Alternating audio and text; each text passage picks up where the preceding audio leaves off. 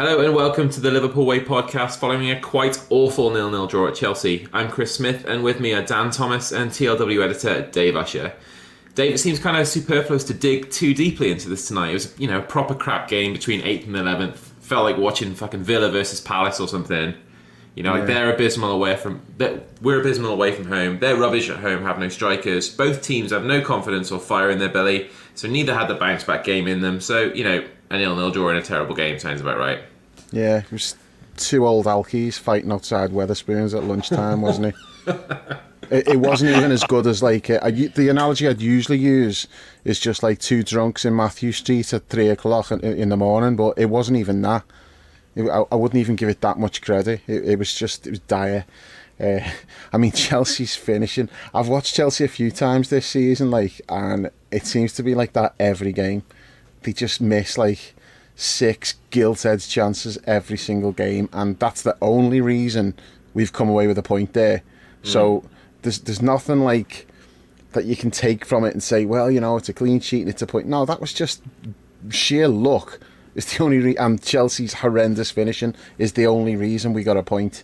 And at the other end, we basically offered nothing. What was our best chance of the game? A fucking shot by Joe Gomez from 20 yards. It's the only time Kepa's had to do anything. Probably the Fabinho one from the corner that got deflected wise. Yeah. The only time we've brought a save from the keeper really is a Joe Gomez shot from 20 yards, which says it all, really, doesn't it? No yeah, area never of scored the team. Ever, has he? Yeah. No, and I'd probably say he was our least shit player tonight. I thought he did.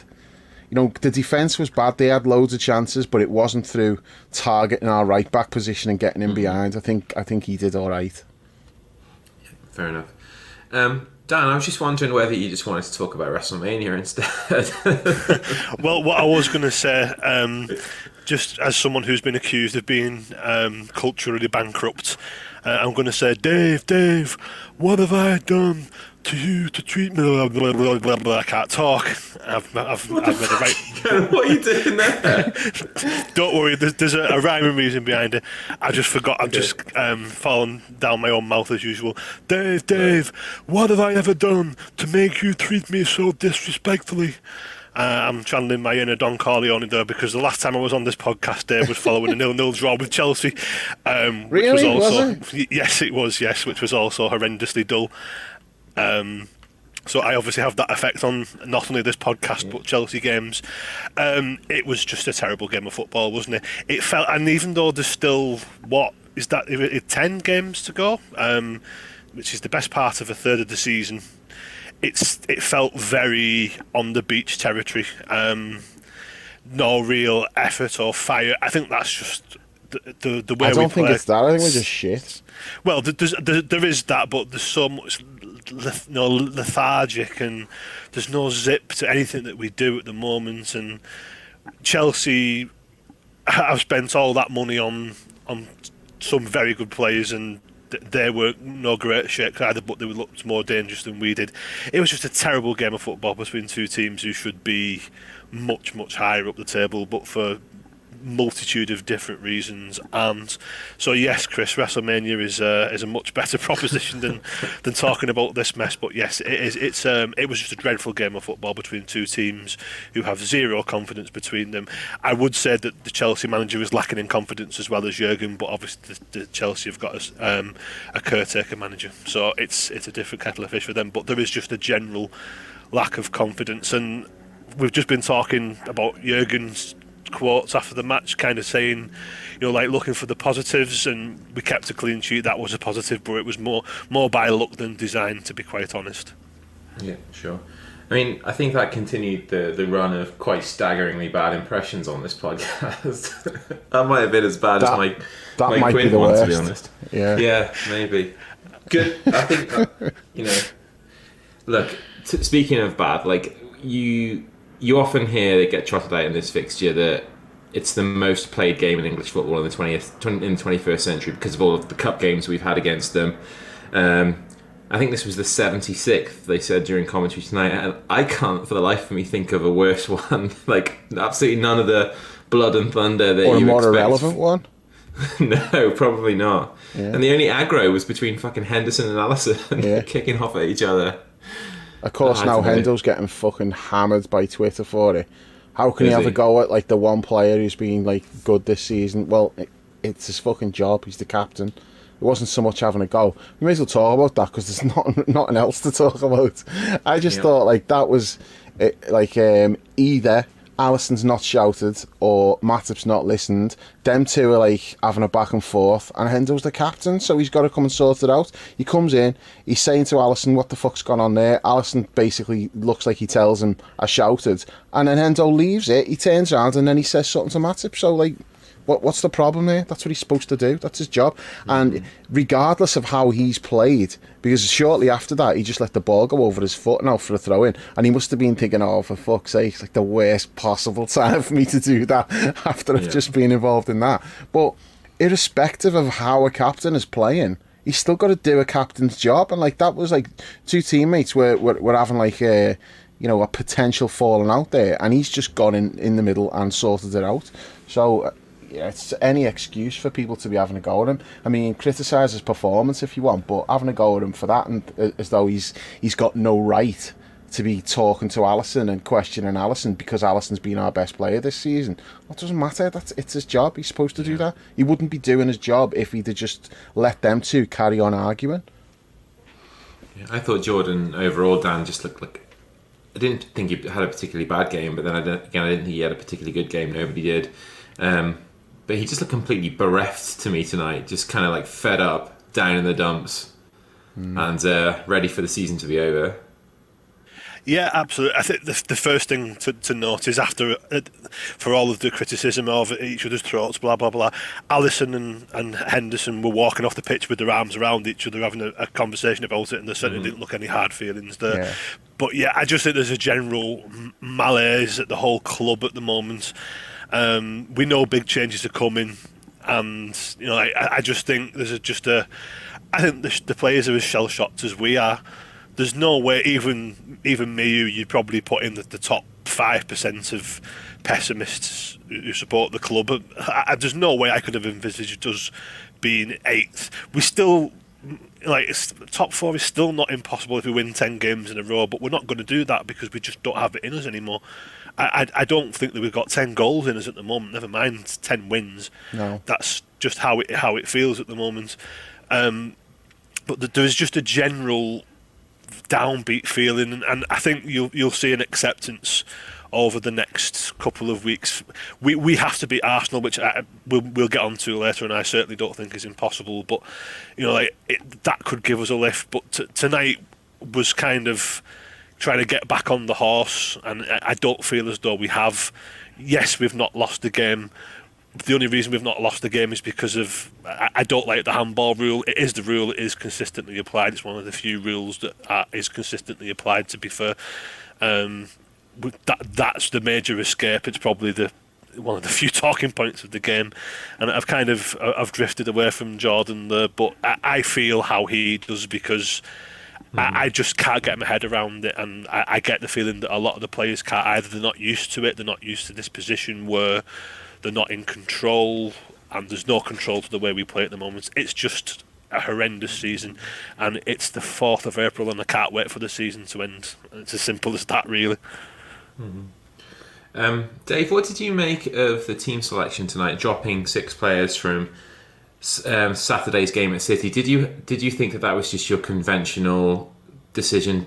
There's a busy week, you're going to rest some players ahead of a big game on Sunday at Anfield, or do you think that there was some kind of message trying to be sent? How did you see it? Both, I think. If we were challenging for the top 4, if we were within touching distance, or if, like in previous years, if we were going for the title, would he have made 6 changes for Chelsea away? I doubt it. I think he would have gone with like a much stronger, on paper, a much stronger lineup. So I think there's elements of both, but I think he had to do something after the City game. And his comments prior to that, like prior to the game tonight, he said something like only 2 or 3 players, guaranteed the place. He said, and I've told the players that, there's places up for grabs now.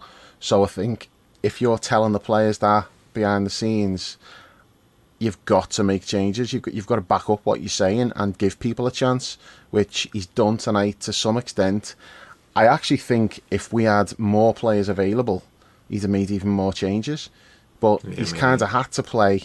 Konate's kept his place. I imagine he would have kept his place anyway. He's not really one of the problems. Obviously, Alisson. And then you've got Henderson and Fabinho both kept the place. If we'd have had other midfield options on the bench, I think, one or both of them probably misses out. And then he's made changes up front.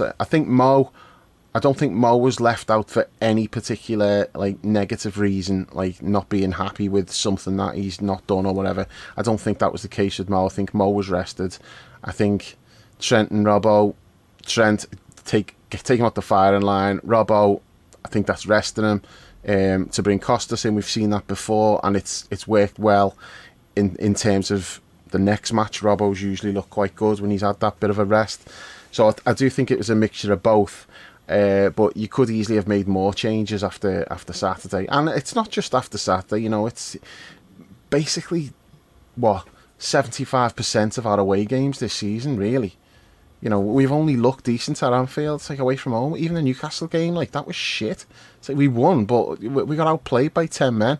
We had the lead. We were 2-0 up, where we always at 2-1, and then they got the sending off. Either way, we got outplayed by 10 men, and it was a game that we should have just ran out comfortable winners, picked them off, ran out 4-1 winners, whatever, and we didn't. So even the games that we've won, it was still not good.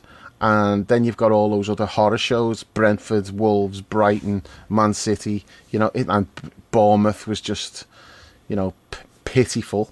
So you've got all of those games. It's not a case of reacting to the Man City game and saying, okay, I'm going to have to make changes because of that. It's that was the straw that broke the camel's back, I think. But I don't know. It's mad that I've never seen anything like this before. A team to go from where they were to where we are, and there's no real obvious reason for it. Yeah, there's a dozen things that we can speculate over and say, well, this has played a part and that's played a part. But this is other than Sadio, it's the same team as last year. It's the same group of players, really. And people say, oh, they're too old now. But they're not. They might have too much mileage on the clock, but you're talking about players who are 29, 30, 31. It's not like we've got a team of 34, 35-year-olds, and all of a sudden it's oh yeah, that team's just way too old. It's kind of inexplicable not to fall off, but to fall off this much. Perhaps the size of the fall off is what's crazy. Unprecedented? Give me another example of something as bad as that. I just think that perhaps it's when we're talking about 34-year-olds and versus 29-year-olds, whatever. I just think that a lot of these players probably have the miles on the clock of a 34-year-old and have the bodies of a 34-year-old now. So last season might have been just that one big push for them, that one final push, when really they're all. Their bodies are sort of 5 years older than conventionally what we'd expect from players, maybe. So yeah, I just think we have to take that into consideration. No, but that's fair. That doesn't explain how big the drop off is, but exactly, it does kind of if you're looking at it from the perspective of this was that last big push to clean up and win everything, and it didn't happen, and then now comes the aftermath of that, which is kind of what we've been saying all along. It drops you off maybe.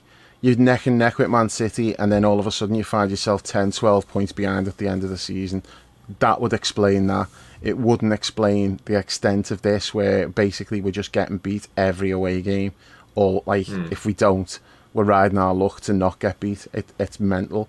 I've just never seen a drop off like this, not just with us, but just in general. I can't think of any example where it's happened, and without a genuinely obvious reason. The season when.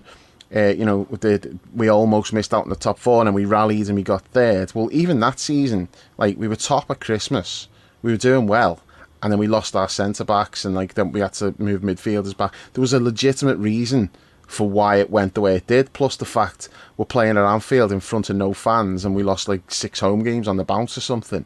So those, but that's look what's happened since. Even this year, when we've been absolutely shit, we've lost 1 home game.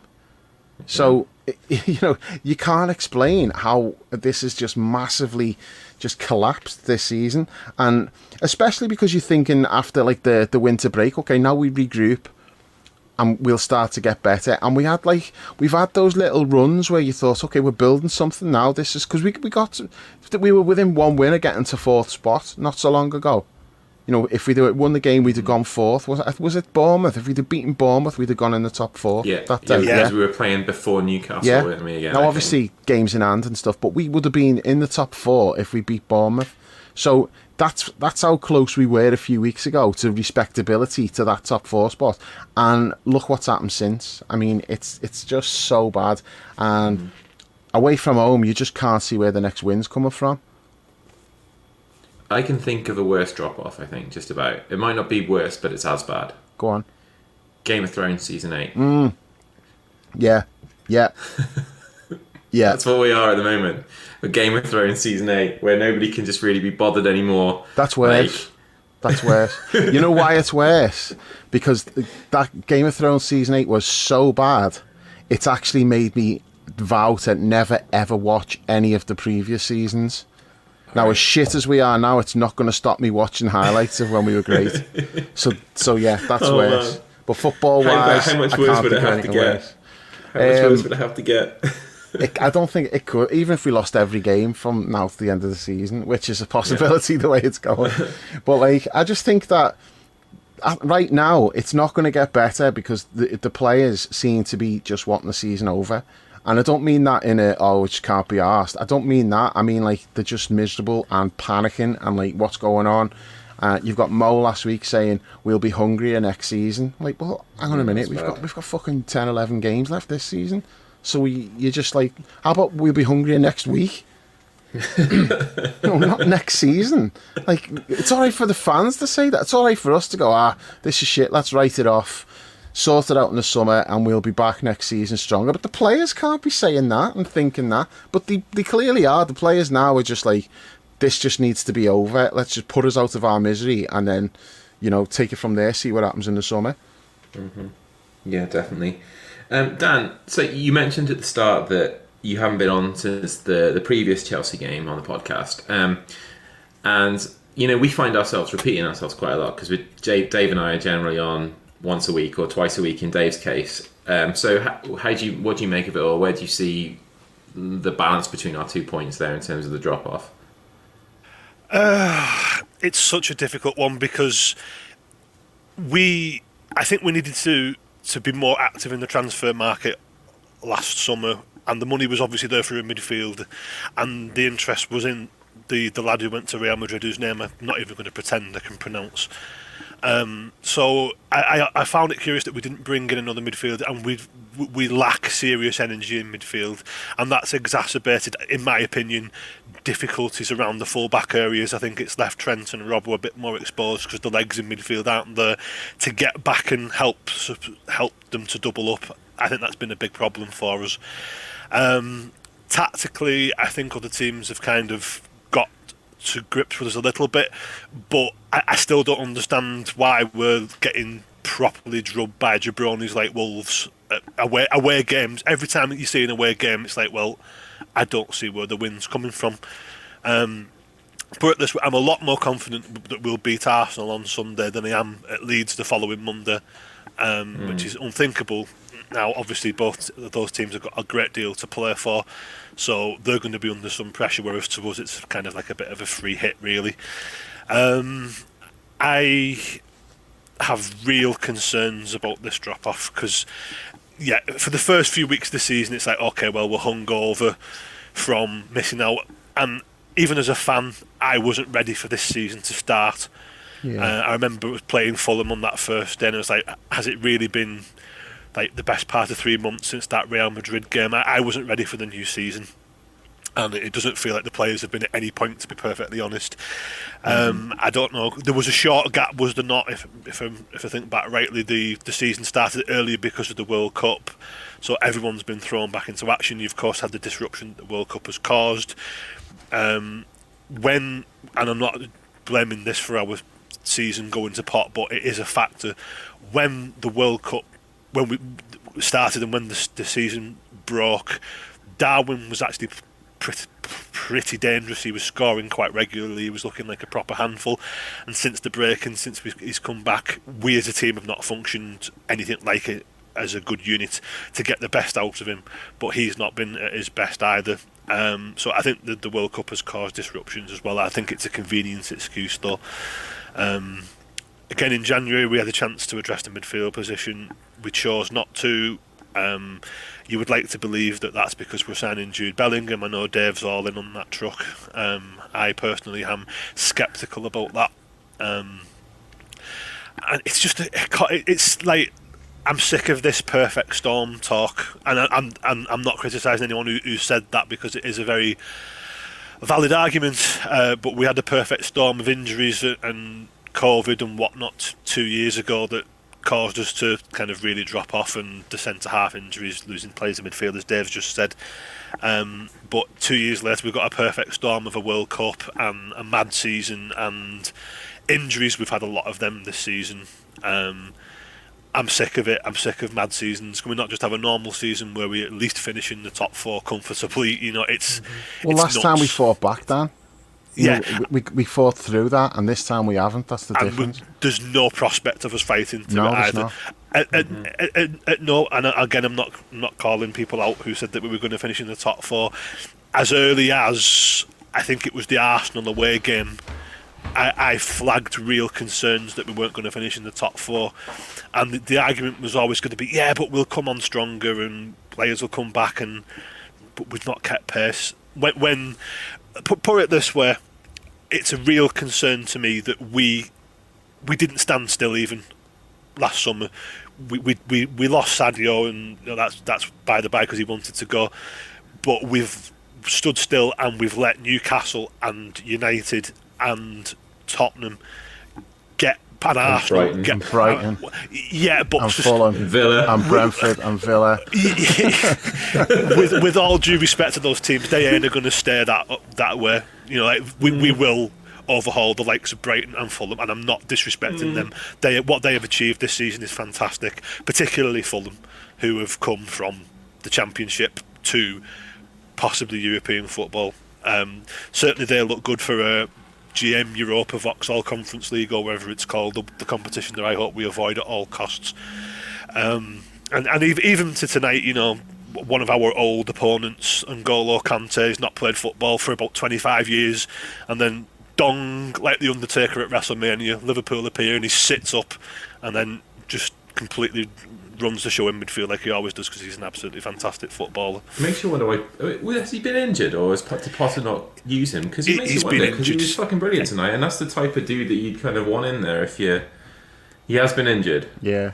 Yeah, the last 2 fair years enough. he's spent a hell of a lot of time injured. Yeah, he spent a lot. I think he came. I saw him in the pre-game, which I don't normally watch. I caught a bit of him, and I think he made a substitute appearance against Villa on Saturday. And I think this is his first start since August, if I remember reading rightly. So Good though, isn't he's a fantastic footballer, brilliant player. It's worse than Thiago and Keita, that injury record. I don't know. It's between Keita and Ox, we have a proper. Ox is never hybrid. injured, Dan. He's just shit. He just doesn't play, but he's always available. He's hardly had any injuries for 2 years. People just still think, oh, Ox injury prone. Now, fair enough. He may well not be injured because he's not playing games. So he's not, like, unless he's getting injured in training, he's not really at risk. But no, he's hardly had any injuries. He just doesn't play. Didn't he get an injury in the first week of pre-season? And then Jurgen was like, "Yeah, he'll be a while," and then suddenly he's out for 3 months, then comes back. And then it's yeah, the he World did Cup this break. year. Yeah. It was last year. He was fit for pretty much the whole season, and then he got that pre-season injury this time. And then since he's been back, he's been fit and available. But you're just not going to pick him, are you? I mean, he didn't even get on the bench tonight. Well, I want to talk about this actually because Curtis Jones comes in from the cold tonight and starts, and he wasn't great. Don't get me wrong, he didn't have a good game. I didn't think he was any worse than anybody else. But it just begs the question, it's like, well, he wasn't even on the bench at the weekend. He's not even been on the bench in other games. And then all of a sudden it's like, okay, yeah, you can go in the starting lineup. Now, I wanted him to start tonight, so I'm not complaining that he was playing. I'm complaining that he'd been completely out the picture, and then it's like, okay, yeah, you can go in and start, and then you've still got that Arthur fucking jabroni on the bench. Mm-hmm. It doesn't make sense, does it? The Curtis thing, like, there doesn't seem to be much. You used to kind of be able to understand the rhyme or reason behind all of the decisions we were making, and even if you agreed with it or disagreed with it, you could kind of rationalise it in the head because there was a clear idea of why that was happening at this time, rather than just going from completely in the cold back into the. I thought Curtis did okay today, but it's like you said to me in a text earlier that he's had all of the sort of like the vibe and the flair and the cockiness just completely coached out of him. So when we could have really done something like that tonight, so. Yeah. Just even that one, when like he ran on that ran onto the ball on the edge of the box and he slipped and he fell over. Now he slipped because he's running onto the ball, and normally, like the old Curtis would have instinctively attacked that ball, brought it down, shimmied and got a shot away. He's running up to the ball and it's as though he's getting there, and suddenly he thinks, oh shit, what am I going to do? I need to be safe, got to protect the ball. And then he hesitates and he slips. And he's just second guessing everything he does. He doesn't do anything off the cuff anymore. There's none of that swagger and that cockiness that got him where he was in the first place. Now he's just functional and safe, and he's bringing very little to the table. And it's so frustrating to watch because, like, I remember like what he could do, what type of player he was, and then I'm looking at him now, I'm like, it's just being coached out of him. It's like, or it's either it's being coached out of him, or Curtis himself thinks I've got to just protect the ball at all costs and I've got to be safe. Maybe that changes if you're playing him further forward rather than the midfield three. I don't know, but he's not quick enough to be playing in the front three. So I don't know. I don't know. I worry about him now. I think like, it's starting to. Like his ship may well have sailed, and I don't want to write him off because he is still only young. But it does frustrate me that he doesn't. Him off for Liverpool. I think he needs. Yeah, I think Curtis he needs to be starting to look out for himself now and look to go elsewhere if he wants to progress in the manner that he needs to. Like, I don't necessarily think it's poor Curtis, he's not going to make it at Liverpool. Like, he just needs to look out for himself and jump ship and go and play somewhere where he can actually be a Curtis Jones footballer. Don't ask me where that is, so I don't know, but it's certainly not here and certainly not in this system. No. But it's just weird, isn't it? Like, you talk about wanting to be safe with the ball at the moment. How fucking careless were we with the ball tonight, all night? Like, it just seemed. I would like to see the stats to say like how many times we gave the ball or percentage of completed passes, because I think in all of the time I've been watching this team, I think that had to be like the lowest completion of passes we've ever had or something like that, because we just constantly gave the ball away. And do you said, Dan, that like it looks like the players have kind of like, they know that they're not going to get top four. Do you know what the realisation for me tonight was? That in stoppage time the ball comes to Alisson and he's holding on to it for about 10 or 15 seconds, and then eventually he just like launches it forward, just boots it forward randomly. And if they were still in this fight believing that they could do that with the desire to do it, that wouldn't have been the case. Like, it's just a small microcosm of where we're at the moment. Like, it might seem like a small thing, but I don't know, if that was a game that we kind of had to win, and there wasn't, from about 75 minutes on, it was kind of like, let's just settle for this drab 0-0 draw and get out of here if we can. It was quite depressing, really. I mean, normally a draw at Stamford Bridge, you'd kind of just shrug your shoulders and go, well, that's not somewhere that we tend to win too often. Jurgen's record is pretty good there, but I was thinking about this before. Like, Stamford Bridge to me just conjures up bad memories of John Spencer and Mark Hughes and being 2-0 up in the FA Cup and losing 4-2. So I will always regard a draw at Stamford Bridge to probably be quite a good result. But you're right. You're very right. It might seem like a small thing, but it's actually a very big thing, because how many times has this team turned a 1-1 into a 2-1 or a 0-0 into a 1-0 with a late goal, keeping on going, and you're right. Like even last season, we'd have been trying to turn that into a 1-0 win with 15 seconds left, never mind 15 minutes. We would have got the ball forward as quickly as we can, and like maybe Divock would have scored with a header. What do you mean, maybe? Well, okay, yeah. I miss him, Well, when you look at the amount of blanks we've drawn this season, it's like maybe we should have kept him, but I understand why we didn't, and I understand why he went. And he didn't start a lot of games for us in his last 2 years there, but he always had a valuable contribution to make, usually against Everton. But unfortunately, the rest of the league are trying to make sure those bums stay up. Yeah, some bad results for you on that front tonight, Dave. Not great, but it's. I mean, you look at the table. I'm not worried yet. I still think. I guess it was teams like playing against each other, wasn't it? So it's like that we could have done with Leicester. Leicester was the one. Like, apart from the fact that it meant that Villa have gone above us, that's secondary for me at the moment. It's not even about us anymore. Who cares if we finish like 12th or fucking 6th? To be honest, as long as Everton go down.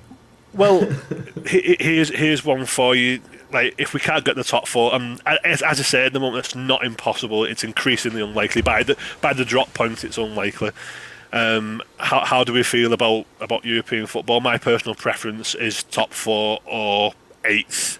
You know, like, I don't want to be going into this Europa Vauxhall conference thingy because it's the Thursday Sunday thing. I know it's no different to Saturday Wednesday, but it is. It just is. I know. It just is. Psychological. It definitely is. It shouldn't be, but it is. No, I think I'd rather not be in it, but if it's the Europa League, like, okay, at a push, definitely do not want to be in that other fucking thing. I'd rather not be in than be in that. And I don't care if that sounds like football snob, and I don't care. I don't want to be having to deal with like the Thursday Sunday thing when that's the reward at the potential reward at the end of it is that. No, it's not worth it. I'd rather have like the midweeks off and just try to get ourselves like back on track again without that distraction. Dave, I grew up playing sensible soccer, and I have never heard of a good amount of the teams that are in that Europa Vauxhall conference.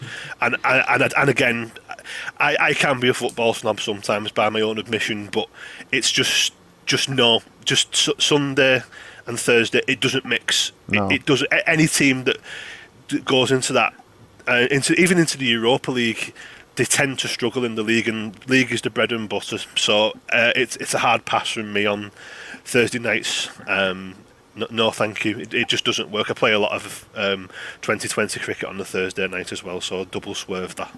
And if we did get in it, then play like the under-21s. Don't loan players out. Keep a strong under-21 side and just play them in it.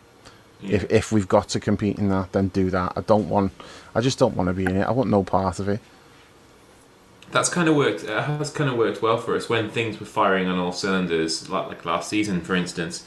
We were able to use the early rounds of those cup games to give people some sort of valuable game time and keep everybody involved, keep everybody interested, blood some youngsters and stuff. So in principle, I'm not against the fact of playing Europa League football, but I'm with you on the other thing. I don't want, because I host a midweek podcast as well, I don't want to be doing those ones. I love doing this, but I know. I don't want to be coming on here. It'll be just me and you, Dave, because no one else will come on with us, and we'll be drumming up like 45 minutes on us versus some like Siberian team that we've never heard of before. Yeah. FC Rabotnitsky. Do you know what, Dan? That was the name in my head. Was Rabotnitsky. That was the name in my head as well. Weird. Is that from Footy Manager? No, I don't know. That was just the first name that popped into my head. We've played them. Yeah. Yeah, we played them in I think it was. I want to say it was under Kenny. There was a similarly named team. I can't think of the name. It was Hodgson's first game as manager. I can't remember who it was. I totally blacked that out of my memory. That's gone. Yeah. I was sat next to John Gallagher, and he was texting someone at the forum. I think it was 5 times.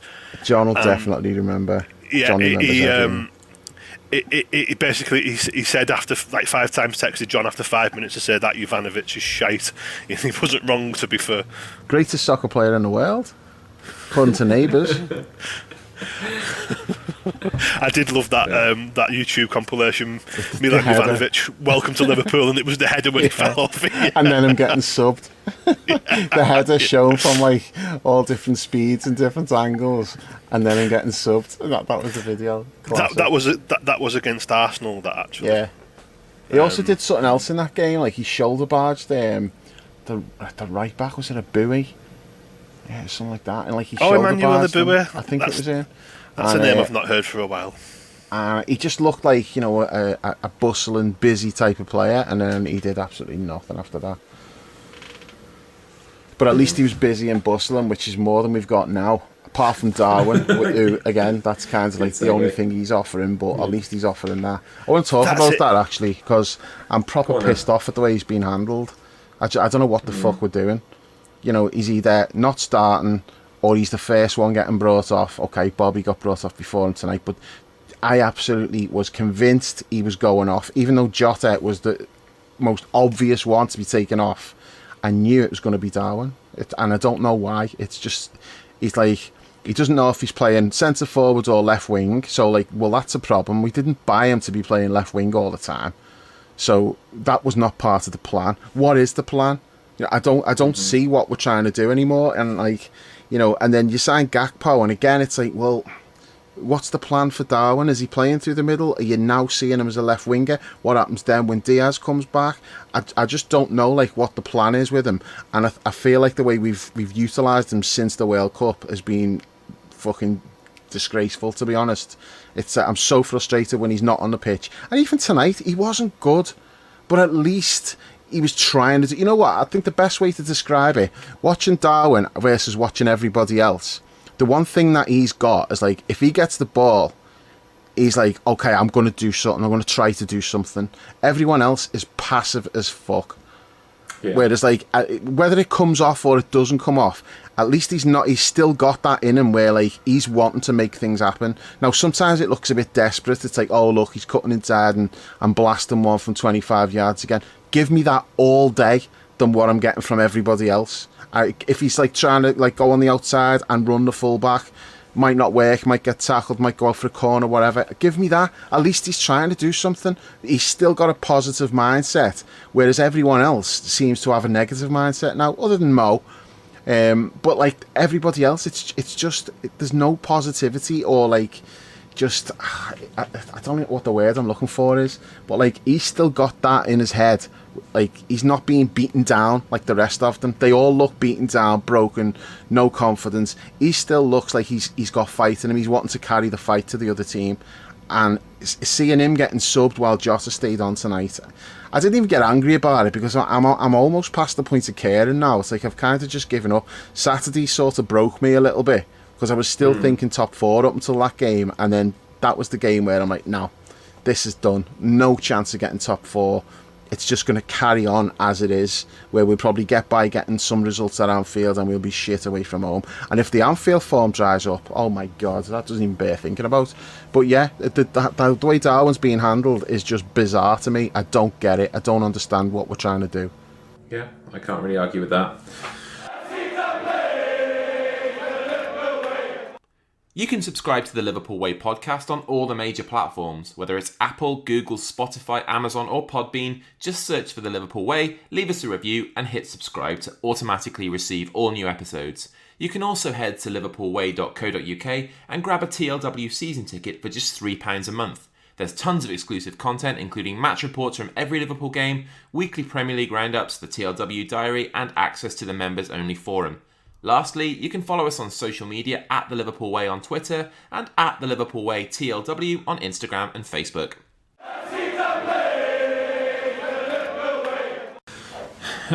What did you make of Jota tonight? Because he had probably our best opening of the game. I think it was kind of midway through the first half. Actually, it was right before half time, wasn't it? We got the corner from it when that Fabinho almost scored from afterwards, and he just he was through and he cut back inside. And just last season, he would have just drilled that on his left foot, like that goal he got it away at Arsenal, which he slammed in at the near post. It's kind of similar to that, right? He would have just instinctively I'm getting the ball in, I'm fucking scoring. He wouldn't have tried to cut back in onto his right foot to try and take that. He just doesn't seem to have any confidence in his ability. And this time last year, he was an instinctive sort of striker that we were talking about in the same vein as Fowler for his finishing prowess. So, what the fuck's gone on there? Dan, you can take that one if you want. I think there was a lot of. He's been injured quite a lot over the last year, so I'm this kind of is it 35 games now where he's not scored? I think it is 31. I think tonight was the 31st, wasn't it? It was 30 and now 31. Well, Probably will in get this to 35. in this run, he's one of these players where when he comes back from injury, he blows for about a month.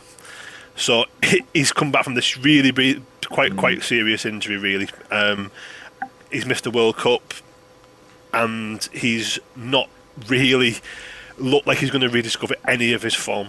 I have real concerns about him long term. There are extenuating circumstances, but to me, what Chris has just said, like I wasn't shouting, but I was like, hit that first time, because last season he would have, without question, he'd have hit that bottom corner, and he's always been a bobbly player. I've described him on this very podcast as a bobbly player, because he's very good at bobbling the ball into his own path. He doesn't seem to do that anymore, but like he would have hit that first time, and he might not have hit it cleanly, but he would have bobbled into the bottom corner, because that's just what he used to do.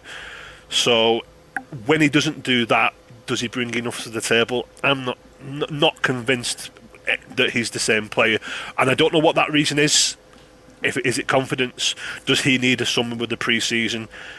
I would say that, I mean, just to get another WWE reference in for you, Chris, I have a list, and he's not on the. He is on the list to stay at the moment.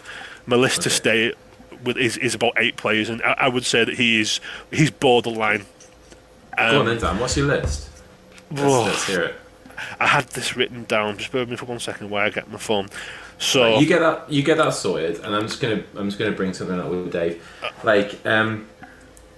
Dave, Dan's right. There are sort of like mitigating circumstances, and I think that people will listen to this tomorrow, and there'll be sort of two sides to it. Some will say we haven't gone in hard enough, and others will say, well, this is why this is. Like Paul, for example, will probably say that he'll probably point out some reasons, and there's nobody's opinion I respect about the Reds more than Paul, to be honest. Like I think he's bang on most of the time, but I think we're quite fair-minded on this podcast, but I am getting fucking sick of like pointing out these mitigating circumstances all the time.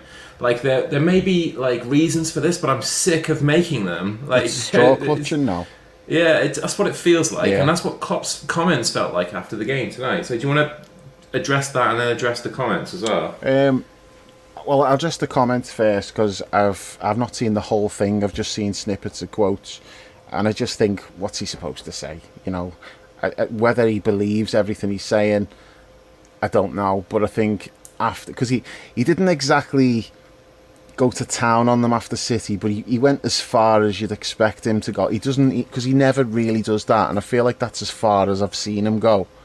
So I think he has been like critical of them, and whatever he said publicly, he'll have gone way more than that privately. So I think he's torn strips off them.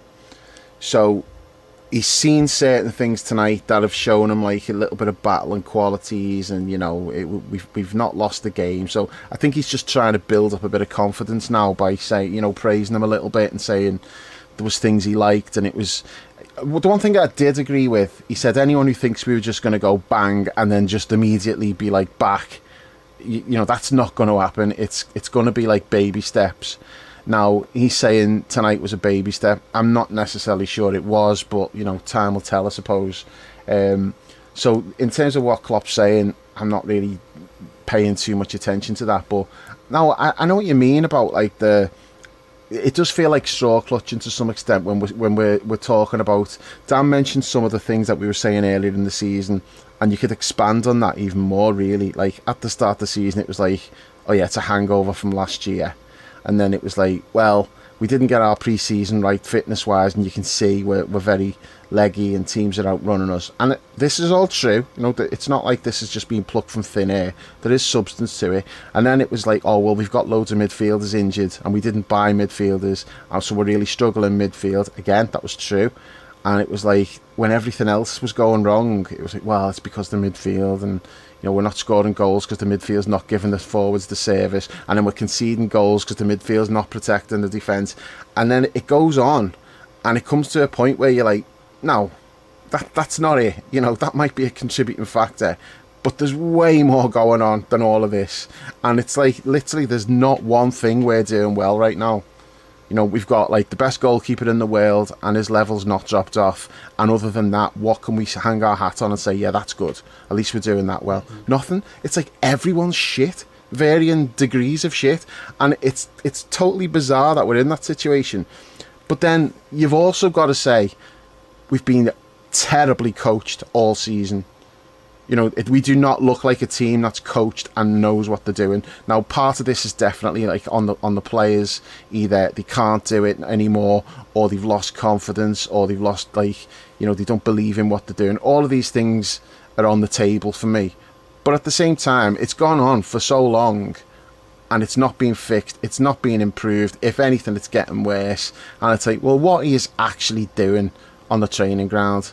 It's like you're still just trying to do the same thing that's clearly not working, and we've not really seriously tried to do anything different. We've had little bits here and there where maybe like we'll play 4-4-2 in one game, or we'll just change it ever so slightly or whatever, but there's nothing obvious that you can see, well, we're trying to do it differently now. We're just still doing the same stuff that's not working. And that comes down to like Klopp and the coaching staff not doing a good job at all this season. So yeah, someone mentioned this on the forum, like, why you're not like having a go at Klopp after the the last pod when me and John were on. It's not any particular reason. It's just that was not the discussion. Was let's have a pod about Klopp. We could do that. And I'm sure at the end of the season we will talk about stuff like that. But I think it's a fair point to say, as bad as the players have played, the coaching has been just as bad. It's all of it. It's not, you can't like say this is completely down to players like being too old, or like not good enough, or whatever you want to say. It's also the coaching has been bad. We've not looked like a well coached team. In fact, we've looked like a team that's not being coached at all. I mean, there's gaps all over the place. Like tonight, Chelsea had 3 clear chances in the first 12 minutes. Wide open spaces that players were just running into. And part of it's because we don't protect the ball properly. We just give like a sloppy pass away. And then you've got so many players who've like moved forward because that's where they're supposed to be. And as soon as it breaks down and we lose the ball, there's gaps everywhere, and then you're expecting like the 2 centre-backs to be putting out fires, and it's not happening anymore. When Virgil's playing, Virgil's not being at his best. Tonight, I mean, Konate got us out of jail a few times, but he didn't look steady himself. I thought he looked ropey. Joel looked ropey as well. They did make some like timely interventions and that, it's not like they were both terrible, but they didn't look like comfortable or on top of their own games. It didn't really look like we were playing with any sort of discernible shape. No. I didn't think. And we never do. I thought there were... No. You said we've been terribly coached all season, but you also say that, there's nobody else that you would want other than Klopp to kind of try and turn this around. Do you have conviction that, like, that's going to be different this time next year? I've got confidence, but I'm by no means certain. Yeah. And I don't necessarily just think it comes down to, we have a really good transfer window, everything's fine. I did think that until like fairly recently. But what do you think does need to happen then? I don't know. I honestly don't know, because I don't know what we're trying to do. Like, if you look at the midfield players who we're getting linked with, and I'm not talking about ability wise, I'm not like questioning saying he's not good enough or whatever, because we've been down that road before where like we sign a player and you're like, really? And then he just turns out, he's a perfect fit for what we're doing, and the player becomes like way better than any of us expected them to be. There's countless examples of that, because we were picking the right player for what we needed for a specific role in the team. Now I don't know what we're doing anymore, because like the players that we're getting linked with, they're all like kind of like number 10s who can do a job as an 8, and none of them fit what we've had before. So like Bellingham is an outlier, because Bellingham can basically do everything. So disclude Bellingham from this, or discount I should say. Mason Mount, the Nunes lad at Wolves, Conor Gallagher this week.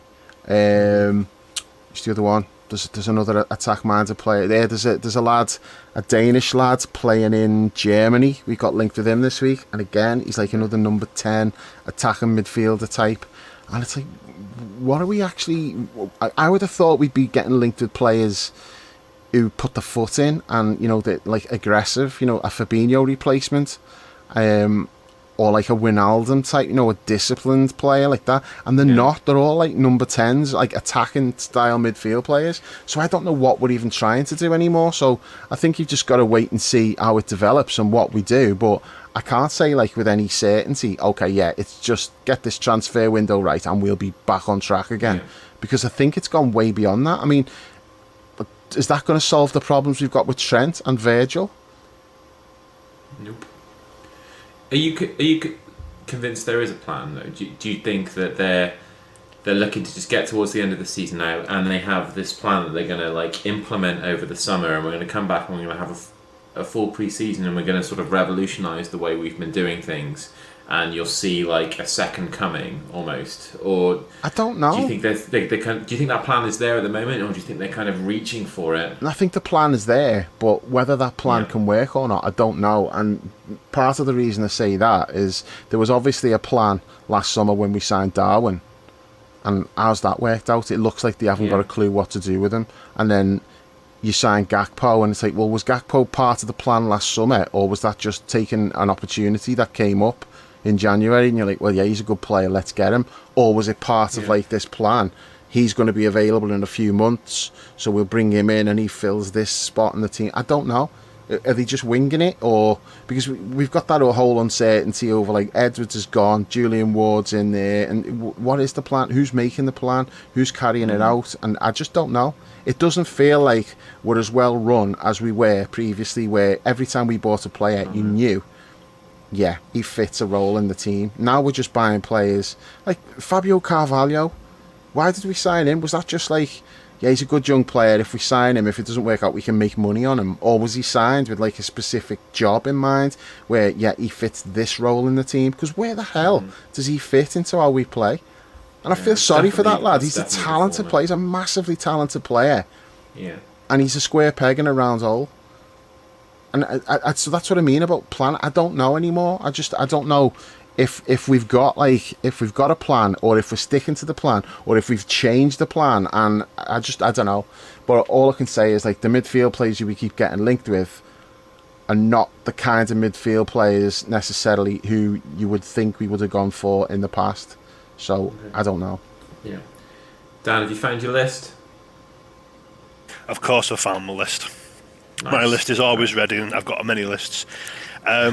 So this is this list. Just talking to non-Liverpool supporting friends actually after the Man City game. Like it was. This list is definitive. Who I would not consider offers for. Just before you do that, like I don't think I've got any non-Liverpool supporting friends. Have you, Dave? I've got a Chelsea supporting mate, who, like my golf buddy. He's a Chelsea fan from London. My brother-in-law is a Sunderland fan. I don't count your family. No, not really. I've got like Evertonian acquaintances, but obviously I don't get too close to them. Well, sorry, Dan. It's all right. Growing up in Mos Eisley Cantina, we have a lot of divergences here. So this is my list of players who I wouldn't sell. So what do we do with the best goalkeeper in the world? What do we do to people who don't drop the levels? Alisson, you just made the list. He's not had a great season, but Trent is an amazing footballer. Konate, Robbo, Bajcetic, Nunez, Diaz, and Gakpo. Everyone else, I would consider. I do really. Virgil, then? Virgil is on my list of top of my list of concerns, Dev. Again, does he just need a full pre-season? Mo wasn't on your list either. Yeah, again, if we got a silly offer for Mo's like past his peak, possibly. He's not had a bad season. He still carries a goal threat. I don't think he's been as effective since the African Cup of Nations. I just don't think he has. That's not to say that I wouldn't actively sell him, just like I wouldn't actively sell Van Dijk. What I'm saying is I would not say that you are 100% not for sale. If we got a very good offer for you, I would consider it. So you're I'm not saying the sell untouchables. Yes, those are my untouchables. And Gakpo is not untouchable per se. It's just that we wouldn't be able to sell him because he's only signed for us in January. Mm-hmm. Interesting. Dave, you want to weigh in? I think it's a big call. I don't necessarily disagree with him, but I think it's a big call. I don't think I'm brave enough to come on here and say I'd think about selling Salah or Van Dijk, but I'm not going to tell anyone they're wrong. But I wouldn't go that far myself. And I do think if I'm not brave enough to call for that. But if Klopp was privately thinking I'm moving Virgil on, his best days are behind him, and maybe he's a problem because he doesn't seem to, I'd just like Virgil to come out and say, you know what, I've just been way below my best. I know I'm really not playing well. He doesn't seem to be like that. He seems to be like, oh, well, I'm not a robot. What you'd expect? Well, I just expect you to be fucking better than this, So maybe like if he was had a bit more humility, then I'd think, yeah, he's aware of the problems and he's going to work hard and fix it. I don't know. It's not the vibe that I get from him, and it is worrying when all the shit from the Dutch pundits and they're all saying that, because it's easy for us to just scoff at that and I do to some extent, but they do talk to people who'll know him and who've worked with him and stuff. Right. So it's not just coming from thin air. It might be in Van Basten's case because Van Basten just seems to have a beef with him, but even then it's well, why has he got a beef with him? Why would he not just be saying, world's best defender and he's plays for my country? So even stuff like that is a little bit disconcerting to some degree, but I'm not brave enough to say, yeah, Virgil's finished and I'd be getting rid of him. Absolutely not. But I can't say 100% that that's not the case. It might be. I do think it's possible that we have seen the best of him and he won't get back to what he was.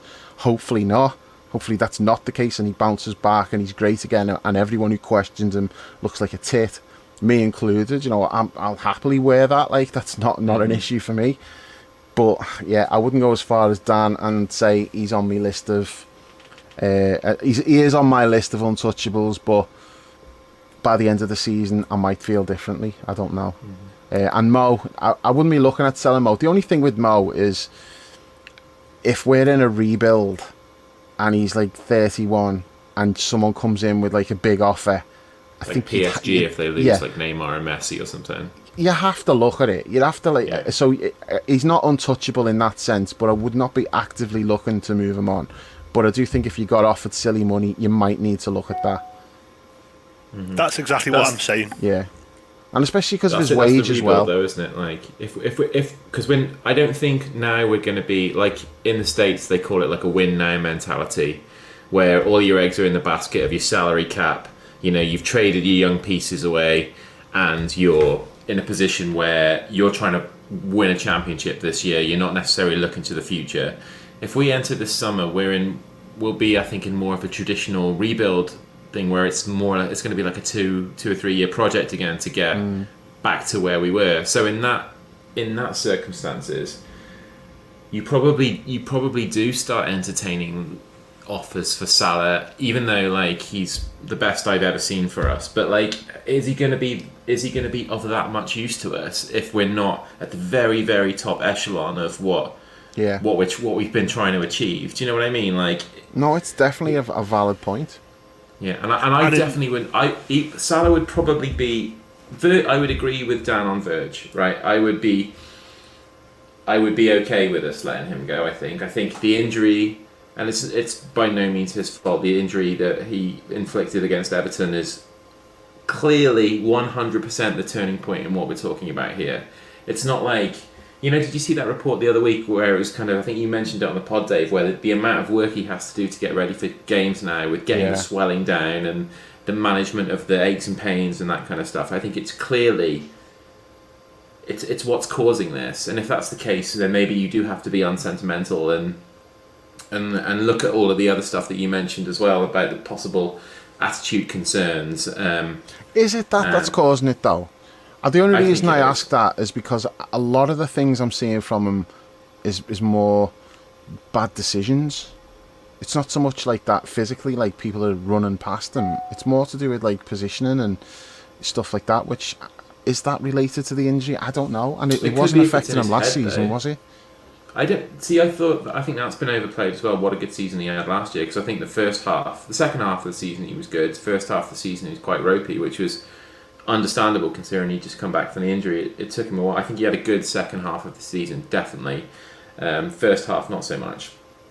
But I think the stuff that you're talking about can be brought back to the injury as well, because if he's not, if he can't rely on his body as much as he used to be able to, then that's going to get into his head as well. And if he knows he's playing poorly, that's going to get into his head, and that kind of stuff affects your decision making. Like that's why these players who are sort of solid, sound mind, great tacticians, intelligent men, all of them, start making silly errors like the ones we saw from him at Bournemouth and that kind of stuff. Then, it's.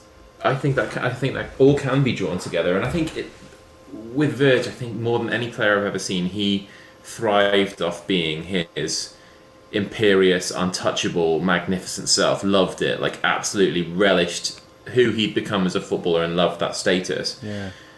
When you lose that, I think that can have a massive toll on you as well mentally. Like I think it's something we all fear, right? Everybody has it and then loses it. It's just a case of when it happens in some capacity, right? All the greats have, like, you don't really see like Robert De Niro in many good films anymore, like busting out great performances. Like you have it and then you lose it. Yeah, I'm dreading it when I lose it, like.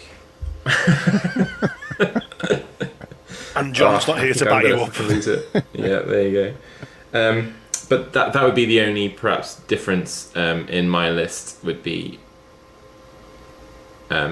maybe I'd keep Salah off it, and I still think he'll have value beyond this year because his injury record is great, his fitness is phenomenal.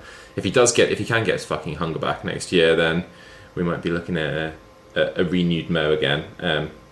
So yeah. Yeah, but I think with Mo, it's not about him. It's not like a case of thinking, he's maybe not got much left or whatever. I don't think any of us think that. We all think he's still got like a few years of like top football left. It's purely about where we are, and do we need to bring in more money for a rebuild, and in which case, not just the transfer fee that you get for him, but if you're getting 300 grand a week off the wage bill as well. Right. I think that has to be a factor, but none of us would be actively looking to move him on. Absolutely not. And it'll be devastating, like if he does go. Yeah, remember how upset we were this time last year when we thought the contract thing wasn't going to happen, and what a massive relief it was before. I think it was before the European Cup final, wasn't it, when it came out that he was staying, and how great we felt about it. And I am still glad that contract was signed. Don't get me wrong at all. Well, if he'd have gone, how bad would we be now? Right, we've been bad enough with him. He's our top scorer by a mile, and probably has still been our most important player this year. So let's not get too carried away. But yeah, good list, Dan. I think that's a good jumping off point. Should we have a quick look at Arsenal? Because I think we've been going about an hour now. Yeah. I was going to just raise one quick point. Sorry if you don't mind ahead. about tonight. I've just been like getting pings, and Chelsea have released a statement condemning the dipshit fans for the usual Hillsborough and Heysel slurs, and Liverpool have released a statement saying that this has got to stop, which is nice to see. Nice to see the club show some teeth for a change. The Premier League said something as well, didn't he? Not too sure on that one. I've only seen what Chelsea and Liverpool have said. Yeah, the Premier League said condemning chanceable tragedies. So there does seem to be a little bit of momentum building on that, and hopefully that'll go the same way as the Chelsea rent boy chant, and it'll just be, consigned to the past where it belongs. Yeah, definitely. All right. Anything else you guys want to bring up about tonight's game, Dave? Do I? No, let's just forget all about it. Yeah, Which won't be difficult. I was going to get your opinion on Reece James's bleach blonde hair, but I think we all know. Again, just prove the point. Bleach blonde hair, massive sign of a fucking. It's a twat identifier, isn't it? Really. Good player though. Yeah, great player is Reece James. And Yao Felix. That pissed me off that he kept calling him Felix as well. Alright, never mind. Okay, so Arsenal on Sunday. Home form from us has been good. We have had the beating of Arsenal at Anfield for as long as I can remember, like going back to the entire Klopp era, really. It seems like we beat them 4 or 5-0 or 4 or 5-1 every time they come to Anfield. So I don't think that's going to be the case this time. No. Because we finished 23 points above them last year, and they are now 29 points above us going into this game. Fucking hell. So it's like a 50-point swing, which is fucking crazy if you'd have told us that at the start And of not the season. even a full, still 10 games left. Yeah. And it's, it is what it is, but I still think that they haven't been, when I've watched them in recent weeks, they haven't been that convincing. I think they've got by on sort of the momentum that they've built up rather than playing great football, and I think we'll probably, I'm pretty confident that we'll get something from this. Is that a view that you share, Dave? Yes. I'm not as confident as I normally would be, obviously, but I do think we'll beat them because it's Anfield, and I'm expecting Arsenal to fall away at some point. And I think, as well as they've done, and they have done really well, not taking that away from them, but here's the thing, it's like, we know what this is like when, like, you go and you've got City breathing down your neck, or you're trying to chase City, you're neck and neck with them. They're just going to win every game, so you have to do the same. And Arsenal have been doing that, but it's a whole different ball game doing that up to this point. And then when you get into April, and the stress, and like, you find yourself behind in a game, and you've got to keep your composure and come back, and like, it's just totally different, like the pressure cooker of it. And I think that's where Arsenal will end up slipping up, and it might be like this weekend. If we beat them, I just think they'll get a bit edgy, and City, what City are going to do? City are just going to win every game. It's what they do. They get to this stage of the season and they just churn out win after win after win. It's relentless, and you've got to do the same, and we've done it and still come up short. Right. Twice it's happened to us. Arsenal haven't been there before. Like last year, they completely choked on the run-in and they blew a top 4 spot and got pipped by Tottenham. So, yeah, as well as they've done this season, and yeah, they're a much better side now than they were then, but they've still got to prove it when it really matters. And I feel as though, like, they'll end up coming unstuck over the run-in, and City will just chase them down. And I do think we'll beat them this weekend, but I'm not, like, as confident as I would be. And I think there's also a possibility, not so much about, like, if we lose. If we lose, I think we'd lose badly. Like, I don't think we'll get edged out by a goal or anything like that. I think we'll either beat them, or it'll be one of those where it's like, fucking hell, and it's like 3 or 4-1 or something mad like that, where we just fall apart. Like, we're chasing the game, and then we just get picked off, and it's just like an away game. Basically just like an away game. But I'm hoping that's not the case, and because it's at Anfield, the crowd will get us through. And hopefully he doesn't do anything fucking stupid like leaving Darwin out. Pick the team that's like our best attacking team, most positive players who are least affected by this confidence crisis. Get them on the pitch, and let's just go from there. Dan, our home form has been largely okay this year. Like, we've only lost the one home game, that one against Leeds with the last minute goal, which shouldn't have happened really, but it did. Do you think there's sort of any chance if things go ill on Sunday that the atmosphere in the stadium might take a little bit of a turn? Yes, I do. For the simple reason, Chris, that this is the first home game since the price increases were announced, and the temerity of the owners to do that after the season that we've had to put prices up on season tickets is just mind-numbingly stupid. But that's a different argument in itself. But I know that I am hoping that there's going to be some like discontent about that, not against the team, just before the game as usual. Banners here and there saying greedy this, greedy that, whatever. So I do think that, I think tonight's result, if we'd have lost tonight, then I think the atmosphere would have soured a lot quicker if it did go wrong on Sunday. But they can. I do think that there might be a bit of, like, the goodwill is kind of dissipating quite quickly, and as I said, the owners have lit the powder keg, as far as I'm concerned, by putting up the prices again. Not again, sorry, by putting the prices up now. It's the wrong season to do it at the wrong time with the wrong set of results, and I just think that they are asking for trouble with that. I do think that the atmosphere could turn quite quickly on. Let's say Arsenal score in the first 10 minutes, you'll get the usual whinging and complaining when the pass is misplaced because the crowd have lost confidence in the team. I think so, that's not to say they've lost support. I think the crowd have been very good with the team, actually, considering that Leicester game at Anfield just after Christmas, after the international break, was as bad a Liverpool performance as I've ever seen at Anfield, and the crowd were with them all the way.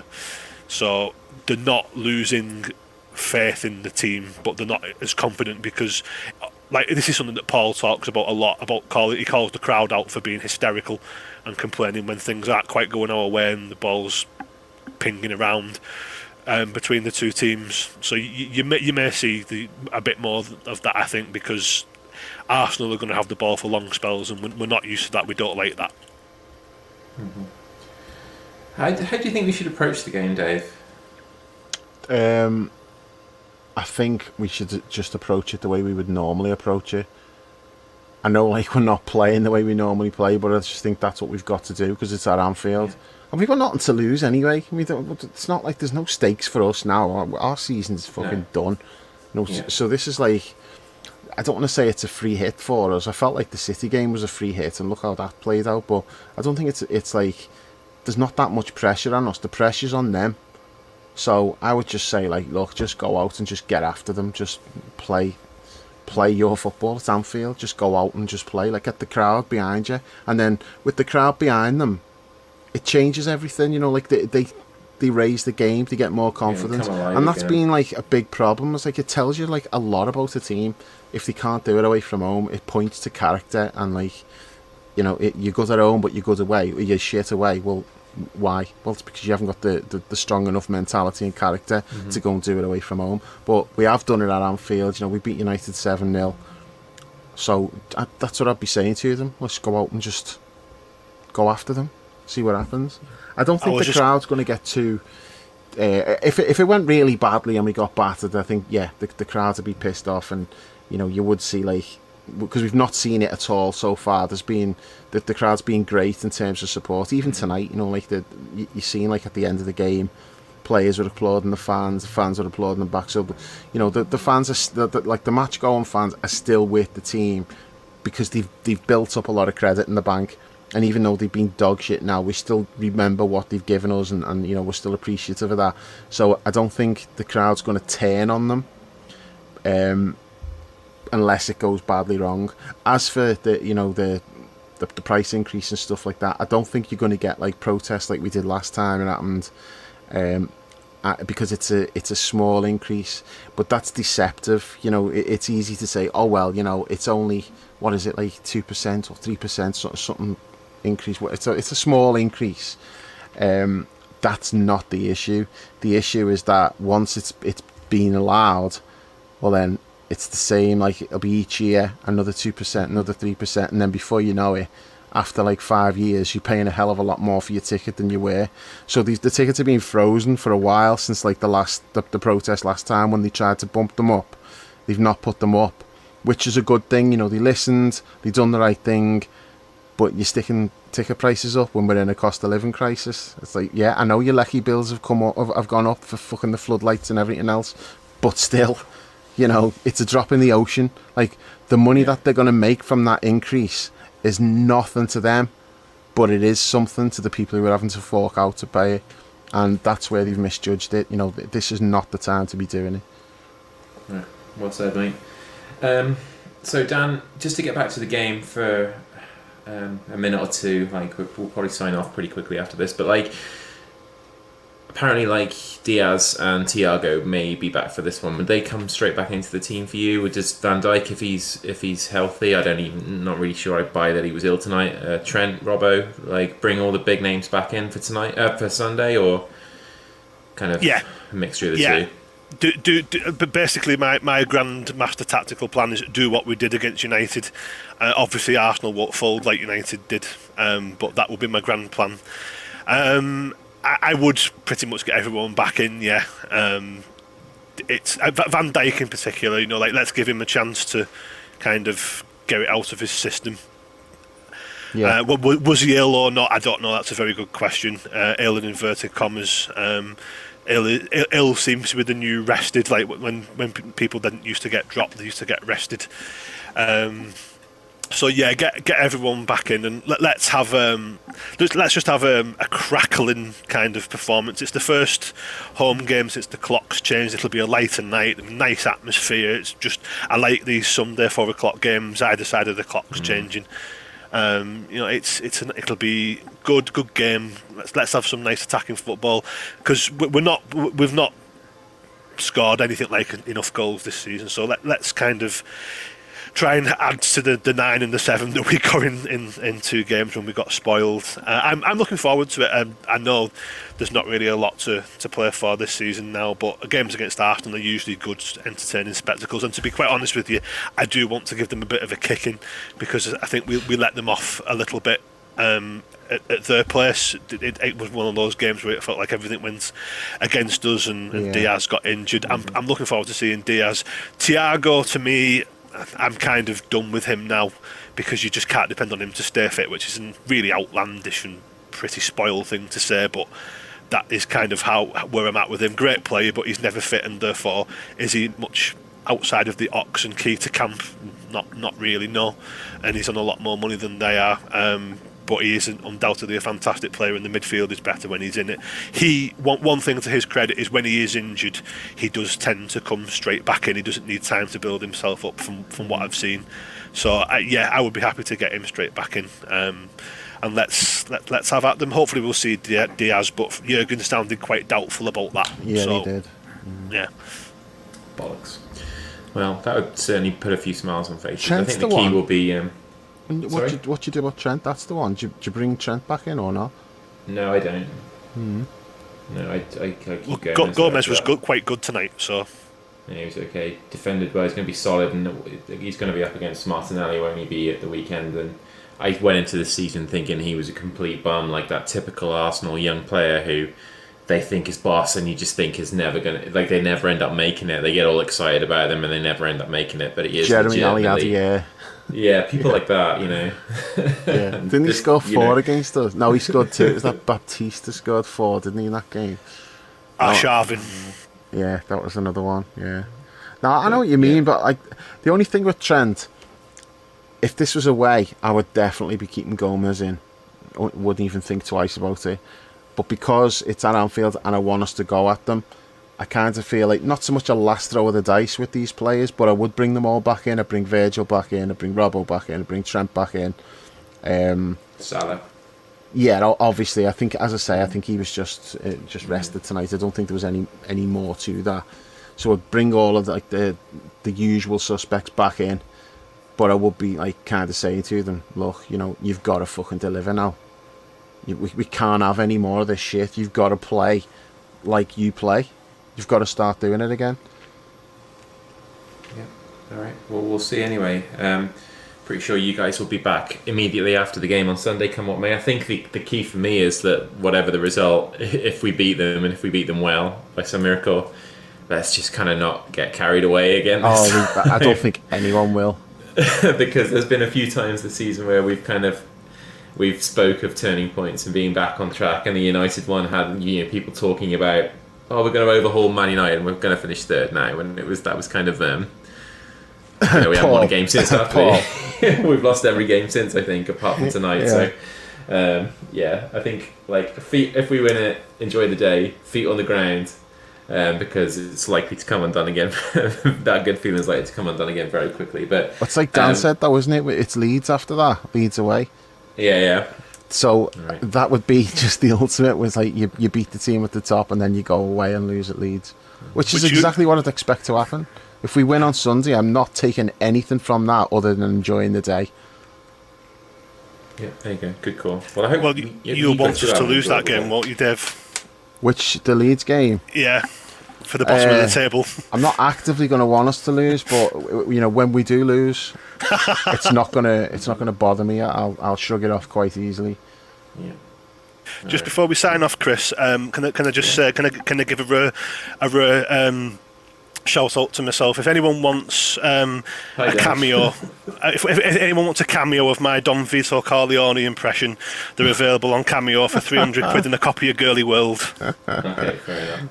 So, are you paying them 300 quid, or is it the other way around? Alright, fair enough. Yeah, I mean, it's just in keeping with the tradition of not very good impressions on this podcast. We'll have another one for you after the game on Sunday. Yeah. One day I'll bust out my quint. There you go. My quint's actually, I know, man, it's good. Yeah, it's coming along. It's coming along. I resolved never to do it again after mine, so you won't be hearing that from me anymore. Yeah, it was legendary, that. Irish quint. Irish quint. Fuck it. Right, look. We've gone on for too long anyway on this one. I think we're about like an hour 15, hour 20 minutes, which this game has not deserved an hour and 20 minutes of your time. No. Hopefully you have got some enjoyment from it. Dave and the boys will be back after the game on Sunday, hopefully talking about a good win for the Reds, but until then we'll catch you soon.